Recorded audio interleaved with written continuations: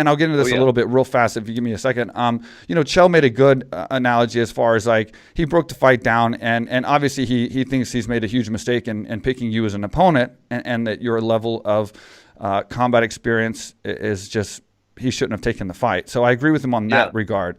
But a big part of his breakdown was giving credit to Jake Paul for taking the fight against you, because he's fighting an MMA fighter who has such big pedigree, and you're NCAA champ, you're two-time, you're Olympian.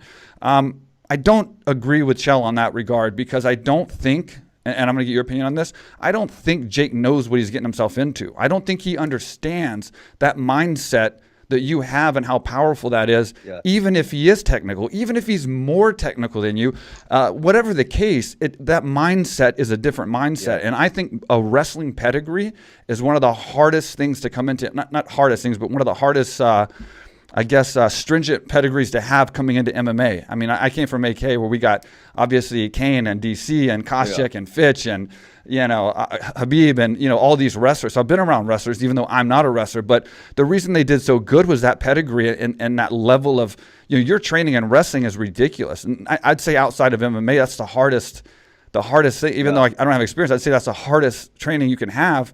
And you're an Olympian, and that mindset, that fortitude, that mentality, when you get in there, like what your prediction is, the 7th round, TKO, KO, whatever. Yeah. That's why I agree with that so much, because it's like when he gets into deep water, he can't possibly know how he's going to react. He's never had to dig deep. Can't. It's impossible.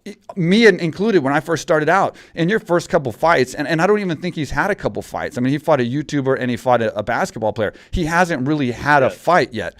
And until you have a fight and then get into trouble where you're in deep water and you have to dig deep, he doesn't understand that's the biggest pain of fighting. It's not getting punched. It's not getting kicked. For me, it's never hurt, those things. It's the digging deep. It's when you're tired, you're exhausted, you're in a dogfight. You don't know if your opponent is fresh or more fresh than you are, and he's going to come at you harder, and you have to dig deep and keep going forward and keep pushing yourself and use your heart. He can't possibly know how much heart he has, how much fortitude he has, and how many guys, even with 2 fights, have you seen be composed and relaxed and comfortable enough to conserve their energy. These guys that I've seen that have such little fights, they're balls of energy, man. They go in there, they got that pressure, they got that adrenaline, they blow their load in 1 round, 2 rounds, which we haven't seen again with him. So I'm agreeing with you 100% on the fact that I think that you can weather this and do good and just beat him up. And I think he's going to realize that the way he knocked out Nate is not the worst way to lose a fight.